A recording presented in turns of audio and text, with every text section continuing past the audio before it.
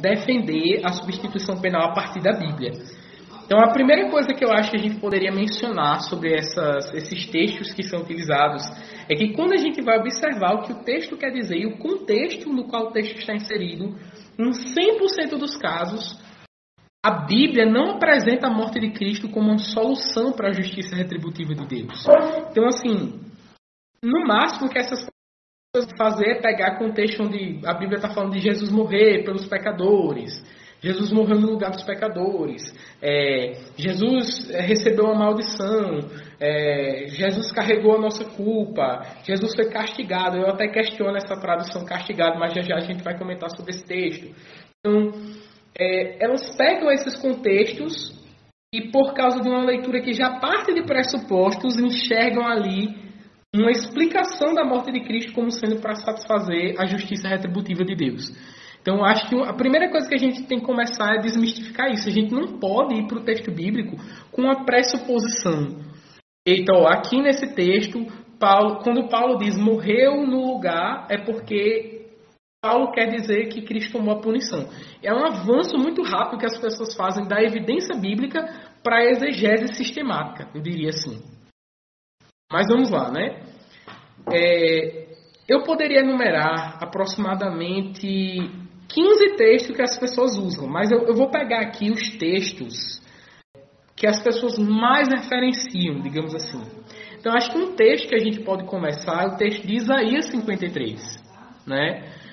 O texto de Isaías 53 é um texto interessante, porque ele se encontra numa seção de Isaías chamada Deutero-Isaías. É um bloco ali de Isaías, onde Isaías está se dirigindo principalmente à comunidade de Israel, né, falando sobre as punições que iriam recair sobre Israel por causa da desobediência de Israel. Então, a aliança que Israel tinha com Deus era uma aliança que tanto trazia benefícios caso Israel obedecesse, como trazia também malefícios. E o que vai acontecer? Nesse contexto de punição nacional, aparece o chamado servo sofredor, né? E o servo sofredor, ele recebe o castigo da nossa paz.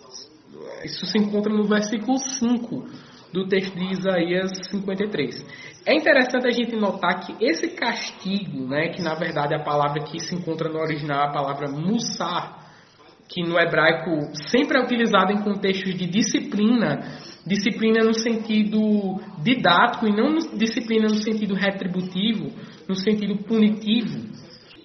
Esse castigo, essa disciplina que o Messias recebeu, não é a disciplina pelos nossos pecados, né? Não é uma disciplina para satisfazer a ira de Deus pelos nossos pecados. No contexto, o que é que está acontecendo?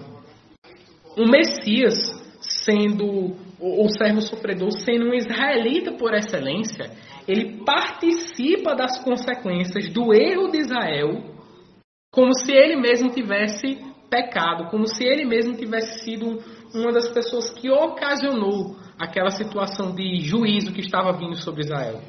Então, olha que interessante.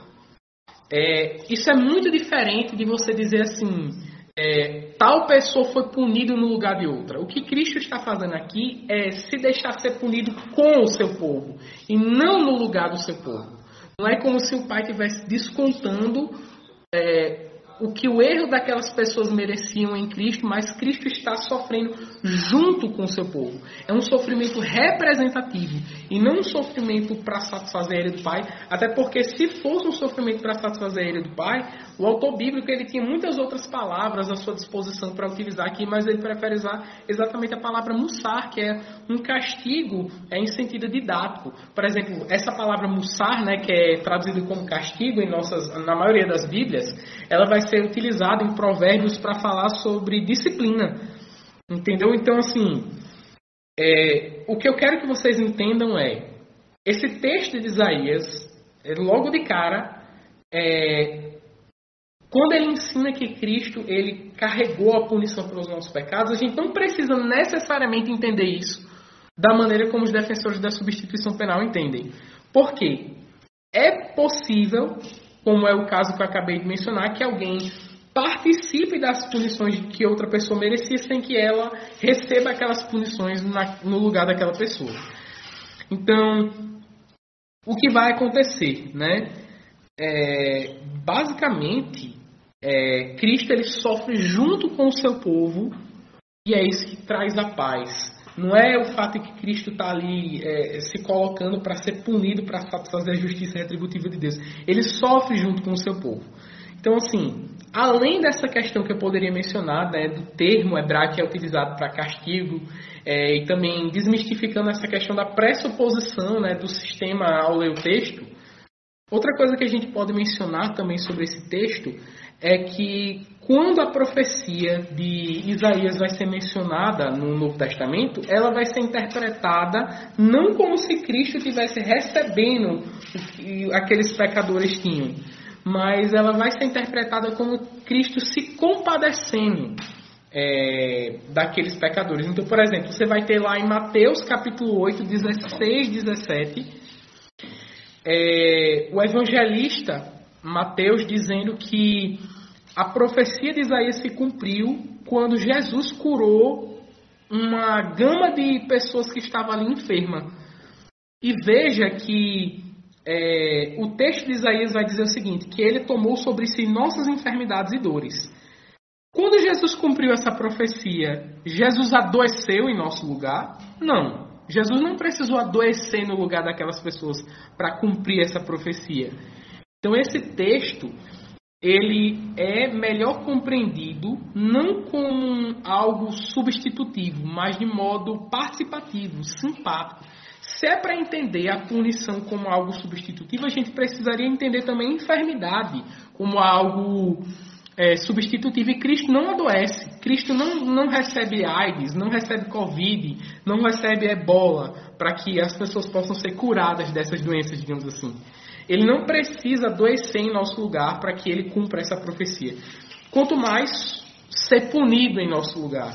Então, o texto de Isaías não está falando sobre Jesus ser punido em nosso lugar, mas Jesus participar do sofrimento da comunidade de Israel. Então, assim, além desses textos que eu poderia mencionar, né, e eu não vejo nenhum problema em alguém dizer assim, Jesus sofreu em nós, ou Jesus sofreu por nós, Jesus sofreu em nosso lugar, porque a Bíblia ensina isso. O que a Bíblia não ensina é que Cristo sofreu a nossa punição em nosso lugar, que é um conceito bem diferente. Outros contextos que a gente pode mencionar onde essas coisas aparecem, né, esse conceito de carregar sem necessariamente ser punido no lugar de outra pessoa, é em Lamentações. Né? Em Lamentações 4:13 e em Lamentações 5:7, essa mesma linguagem de carregar os pecados, né, por exemplo, o filho carregar os pecados da outra geração. Em Números 14:33 também isso vai aparecer. Em todos esses contextos, essa mesma linguagem de Isaías vai ser utilizada, mas não significa, quando esses contextos são utilizados, uma punição substitutiva. E aí eu vou ler os versículos para que a gente possa aí comentar sobre eles. Números 14:33 vai dizer o seguinte: vossos filhos pastorearão neste deserto 40 anos e levarão sobre si as vossas infidelidades. Os filhos foram punidos no lugar dos pais? Não. Nesse contexto do Antigo Testamento, os filhos levarem sobre si as infidelidades dos pais significam o quê? Que eles participaram das consequências dos erros dos seus pais.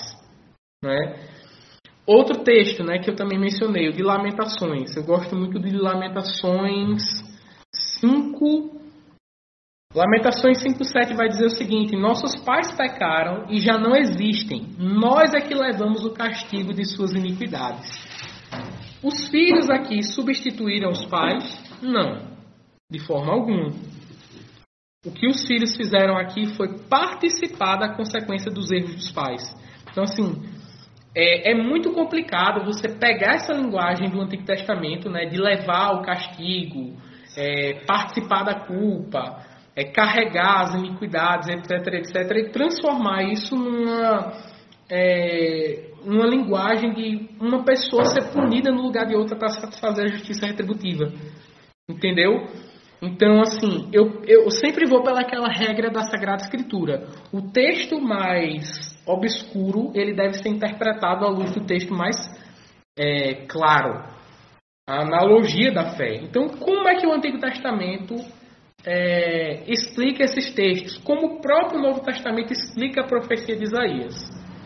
Tanto o Antigo Testamento como o Novo Testamento ensinam a nós que é possível que alguém carregue as iniquidades de outro, ou os pecados de outro, ou as doenças de outra, sem que aquela pessoa adoeça ou seja punida de fato no lugar daquelas pessoas.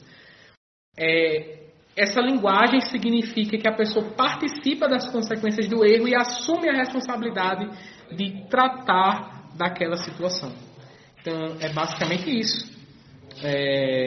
Esse é o significado de... ele carregou o castigo da nossa paz estava sobre ele carregou as nossas iniquidades, o nosso fardo, etc. Essa linguagem toda de Isaías, ela na verdade não trata sobre o assunto que a gente está debatendo aqui, que é exatamente a questão de se a Bíblia apresenta ou não a morte de Cristo como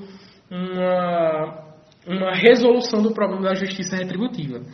Então, assim, não tem nenhum problema em você dizer que Cristo sofreu por nós, que Ele carregou os nossos pecados, que Ele foi punido. Mas a gente não pode dizer que essa punição que Cristo sofreu, que esse castigo que Cristo sofreu, que esse sofrimento que Cristo sofreu é o nosso sofrimento. Né? É o sofrimento devido pelos nossos pecados. Não é como se Ele estivesse nos substituindo. Ele participa, Ele assume a responsabilidade de cuidar desses nossos problemas, dessas nossas situações aí.